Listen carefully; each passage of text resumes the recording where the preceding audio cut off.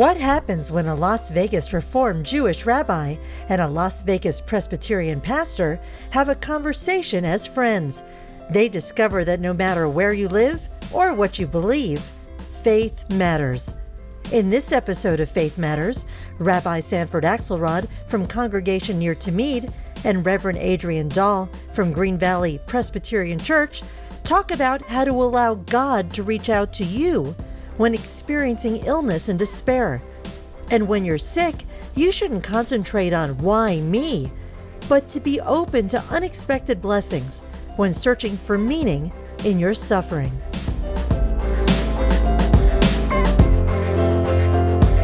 Well, welcome everyone back to our program. Adrian, it's good to be with you again for another episode of Faith Matters. Sandy, it is so good to see you. I understand you've been sick, you have been missed, and I have missed seeing you. And wow, sickness just has a way of causing us to think about life, doesn't it? Well, I don't know about just a cold, but yeah, just depends on the severity. Yeah, it kind of took me by surprise at the beginning of September.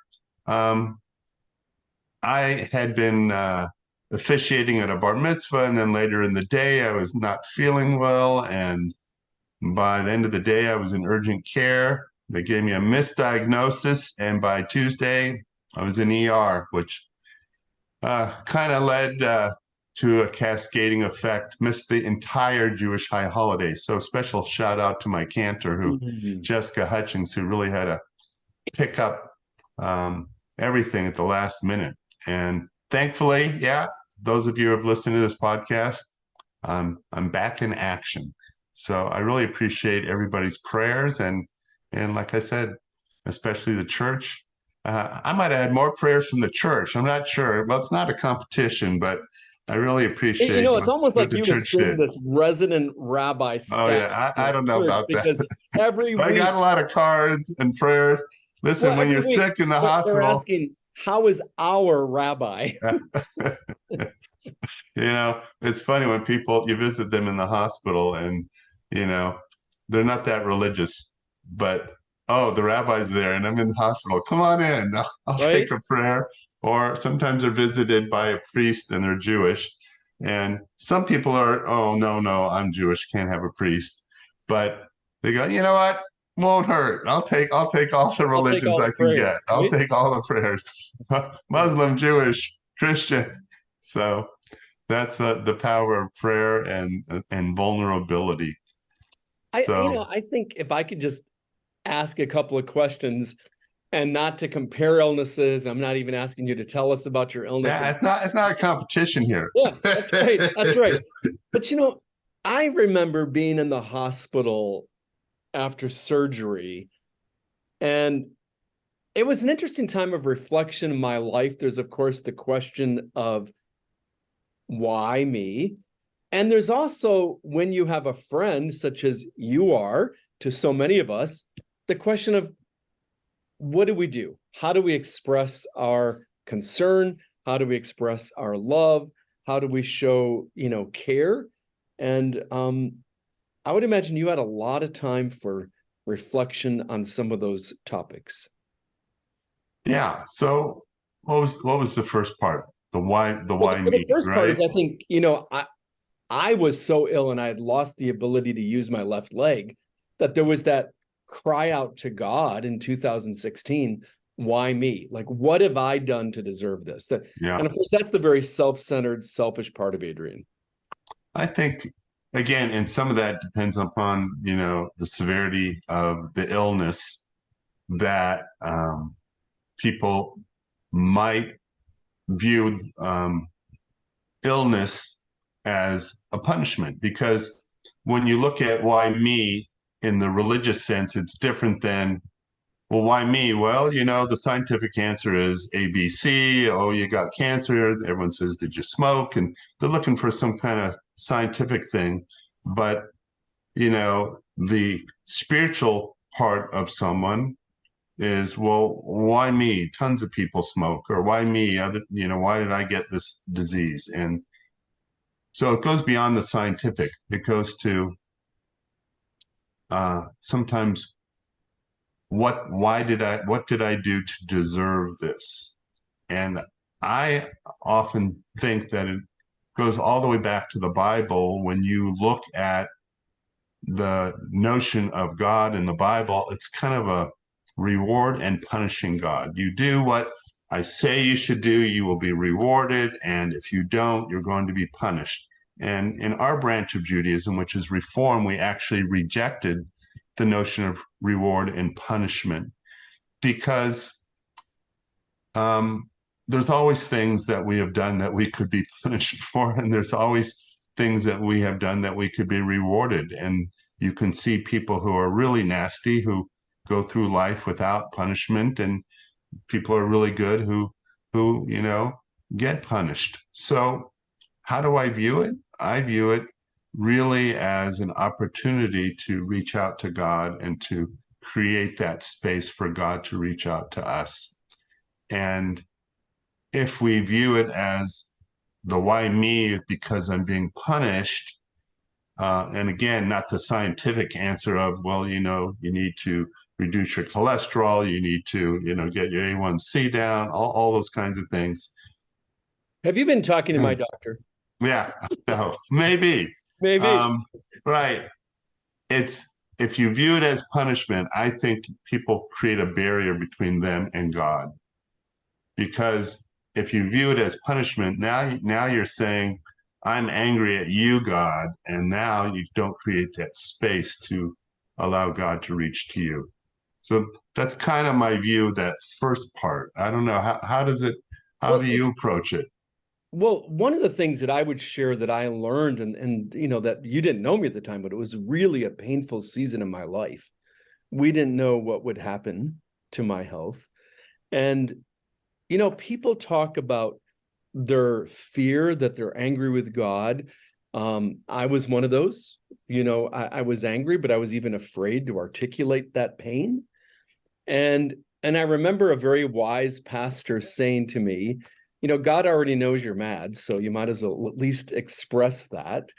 The other is, there is something within the trials of life in which when we look back, we experience God's grace in a way that we might never have otherwise. But as I often say to people, it's not that we would invite those moments into our life, but there are these unexpected blessings that come when we see God at work in our lives in those moments of pain, despair, illness, suffering. And, we're human. So I think God understands when we ask questions. I think God understands when our faith is tested.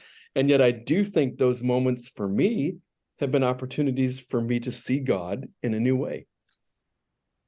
I think some of you may hear dog barking in the background. This is a top-notch recording here, so just ignore that. Maybe they'll collect money for us to get a recording studio. That's right. That's what we need is a soundproof room. But until then, not going to happen. I think I can't remember the exact quote, but it was, it wasn't just, it was something along the lines of, it's one thing to suffer, but what I ask of you, God, is that my suffering has meaning. And I think there's a lot to be said to that. And that's pain for the sake of pain, it's just pure suffering. But is there meaning? I don't know.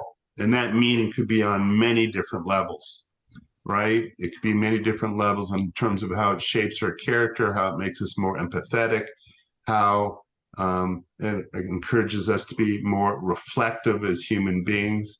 So many levels beyond just despair.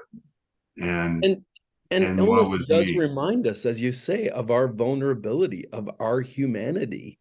We live in this incredibly technologically advanced era in the development of human civilization, in which we want to believe that we can conquer everything.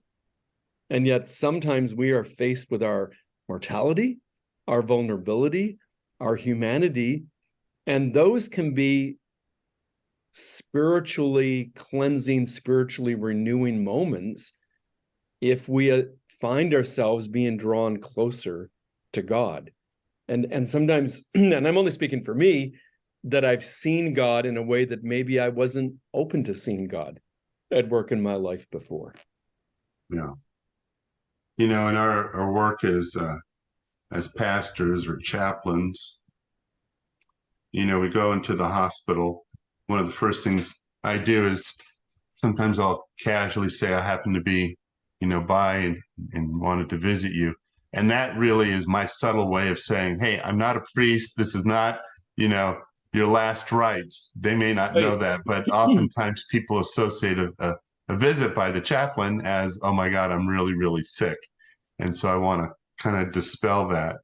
And once we get through that, although sometimes, yeah, it is last rites, but for most people, it's you know, just a real challenging time, and they'll get better. And I always ask them whether they would like me to say a prayer. And if they say yes, I ask them, what would you like me to pray for? And I didn't always do that at the beginning of my career, but I've since developed that technique, because there are people who they don't want you to pray. And it may just be because they're angry at God, or they think they don't believe in it, or maybe they really don't believe in it. They just want company or not. And then when you ask them, what do you want me to pray for? You think, well, for me to get better. But some people aren't going to get better. Or even if they can get better, they might say something very unexpected. You know, pray for my family, or pray, you know. But I find that invites the intimacy and creates that space to allow prayer to happen. Yeah. And just the gift of your presence, of being there, of not overstaying your welcome. You know, when I look at the story of Job, I'm so intrigued. His friends come, and what do they do at the beginning of the narrative? Do you remember? They just sit there, right? They sit with him. He's suffering, right? The problem becomes when they open their mouth, right? And they start giving advice. And how many of us have been in that place where we're thinking, I really don't need your advice right now. What I really need is to know that you care. Yeah. So that was, I think, part two is, how do we show we're caring? You know, for both of us, we're more, quote, public figures. So you can imagine I'm getting all the texts and people trying to find out what's going on and things like that.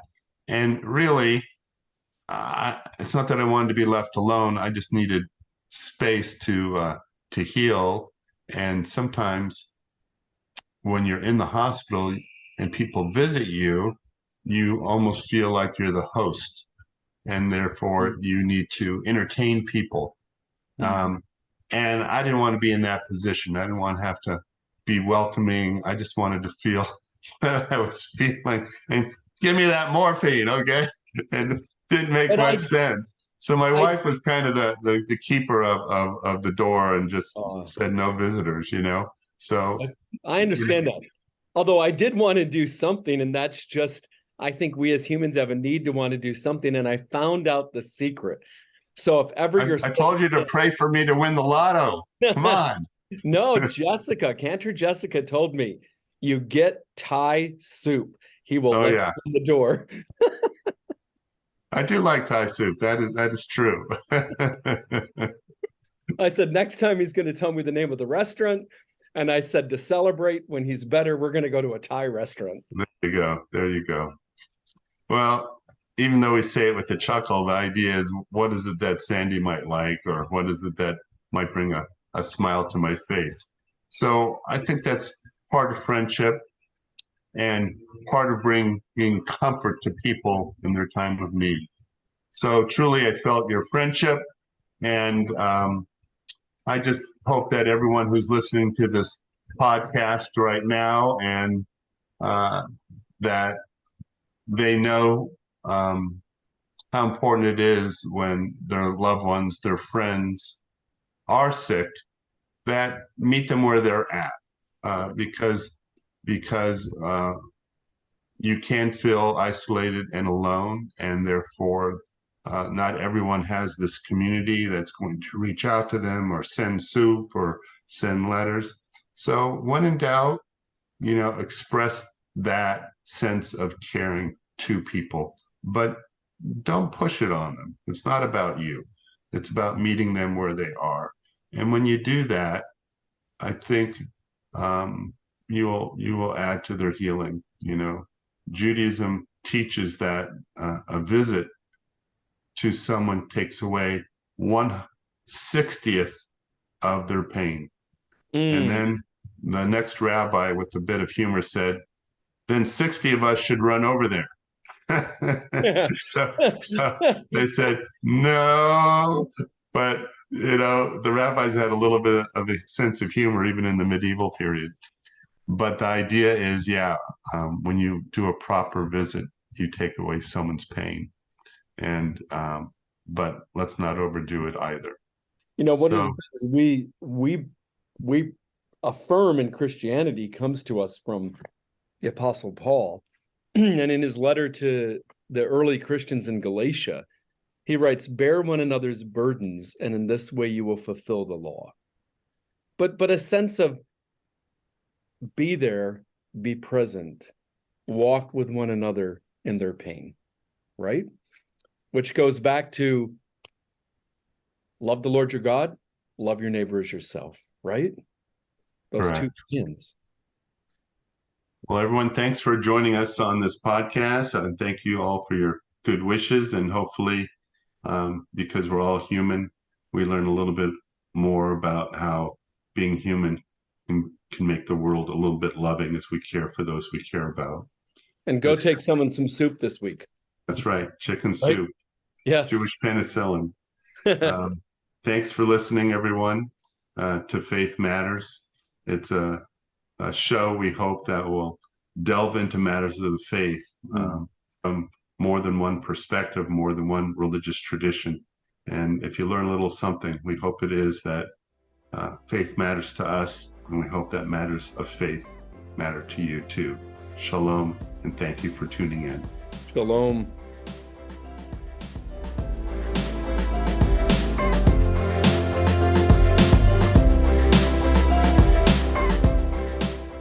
Faith Matters features Rabbi Sanford Akselrad from Congregation Yer Tamid and Reverend Adrian Dahl from Green Valley Presbyterian Church and is produced by Leslie Snadowsky. We hope you join us again for our next podcast episode of Faith Matters.